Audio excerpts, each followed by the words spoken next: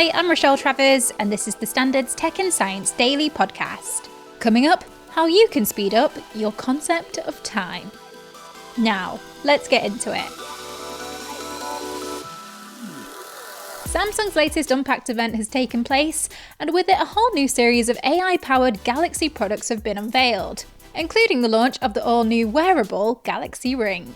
The passive health tracker for your finger will pull together your data to give you an overall energy score, a sleep score, as well as personalised wellness tips based on your health goals. Interestingly, you'll be able to perform double pinch gestures to help take photos remotely and snooze or stop alarms. And like a smartwatch, you'll get inactivity alerts if you've been sitting down for too long. Two new folding phones were also revealed, the Galaxy Z Flip 6 and Z Fold 6, as well as a new extreme sport-focused Galaxy Watch Ultra to rival the Apple Watch Ultra. Now, ever fancied trying to speed up the clock? Well, listen up. A study has found that looking forward to Christmas or Ramadan can actually speed up our sense of time. We found that over 70% of people in the UK and in Iraq felt like annual events such as Christmas and Ramadan came around more quickly each year. So people feel like these events are occurring more quickly than they imagine, even though they know they happen every year. That's Ruth Ogden, Professor of the Psychology of Time at Liverpool John Moores University and lead author of the study. They carried out a survey of more than 1,600 adults in the UK and Iraq, in which they asked participants about their memory function, how much they enjoyed Christmas and or Ramadan, how much they thought about time, and for information about their daily lives. What we found was that people were more likely to feel like time was accelerating towards Christmas and Ramadan if they really looked forward to those events, if they thought about time a lot. But interestingly, if they had a bad memory function, so specifically an inability or a reduced ability to plan for future events. So the people who struggled to remember what they needed to do in the future felt more like Christmas was coming around more quickly each year. Although the research was focused on big calendar dates like Christmas and Ramadan, Professor Ogden says it may well apply to smaller occasions too, such as going out for dinner or meeting up with a friend. It could also help us draw conclusions about what this means when we have a negative event coming up too. If you think about any negative events in your life, like a great example is when you're waiting for medical test results in a hospital, or you're waiting for your doctor to call you back, or you're waiting for a scan. The time between you knowing you have to have this test and you getting the result, it really drags, it goes by really slowly. We think this happens because you're super stressed, but also because you only focus on getting the information. So it really disrupts the things that you do in your life. You don't do the normal things that you would do to distract yourself from the passage of time. And that really slows how we experience time. Professor Ogden says that there are things you can do if you want to feel like you have more control over your sense of time. Maintain a routine. So when we lose our routine, we feel lost in time. So keeping a schedule, keeping track of what you're supposed to be doing and when you're supposed to be doing it is a really good way of holding you in time.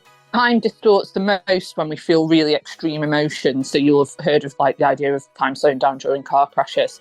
Daily life is full of stresses and strains, so trying to remain calm, trying to see things in perspective will help time to stop waxing and waning. So I think one of the most important things to remember from our study is that people who struggle to remember what to do in future events are more likely to feel like time was passing by quickly. So if you want to experience a slower, more calm pace of time, you need to be aware of the planning that you need to do, and you need to keep on top of the tasks that are required for future events. The findings are published in the journal PLOS ONE. New research suggests that night owls have superior brain function than morning people. What we already know about this topic is we know that sleep quality can affect your cognitive abilities, and we do know both really short or long sleep duration can be detrimental to your cognitive function. That's Dr. Raha West, Clinical Research Fellow at Imperial College London and lead author of the study. But what we don't know as much about is whether your biological clock, which is what we call chronotype, whether you are more of an early riser or night owl, whether that has an association with how you perform in the cognitive test. The team examined data on thousands of people from the UK Biobank study to examine the intricate relationships between sleep duration, quality and chronotype, which is categorised in the study as morningness, eveningness or intermediate. Participants underwent tests which examined their intelligence, reasoning skills, reaction times, and memory. The researchers analysed data on almost 27,000 people, comparing how well they performed on these tests to their self-reported sleep duration, sleep pattern, and sleep quality. In the population that we studied, we found that the evening types people seems to perform better on the cognitive test, but I must emphasize that our study involved the older adults, because the data sets include participants aged 40 and above, and the average age is around 71, 72. Those who got between 7 and 9 hours of sleep each night appeared to perform best on the tests, and the academics also found that night owls and those classified as intermediate had superior cognitive function. However, Dr. Raha was keen to stress that these findings don't mean that anyone should be trying to alter their natural sleeping patterns though.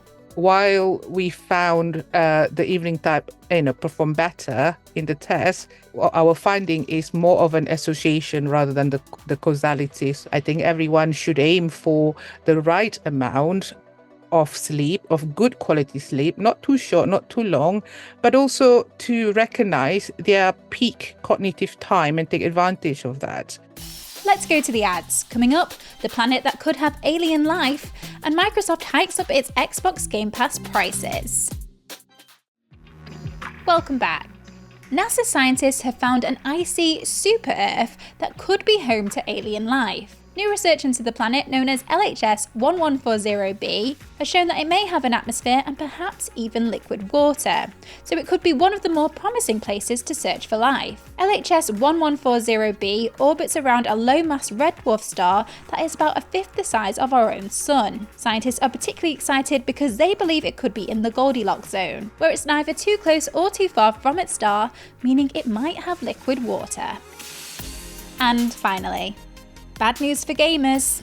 Microsoft is hiking up Xbox Game Pass prices by up to 25%. The gaming giant, which purchased studio Activision Blizzard for a record $69 billion in 2023, says monthly charges for PC Game Pass will rise by £2 to £9.99, while its premium service, Ultimate, will go up by £2 to £14.99 per month. It's also replacing its standard subscription tier on Xbox consoles in September, meaning Xbox gamers will now have to subscribe to Game Pass Ultimate if they want to access new games on the day they're released. It comes after Microsoft announced that its most anticipated new title, Call of Duty Black Ops 6, would be available straight away to Game Pass subscribers.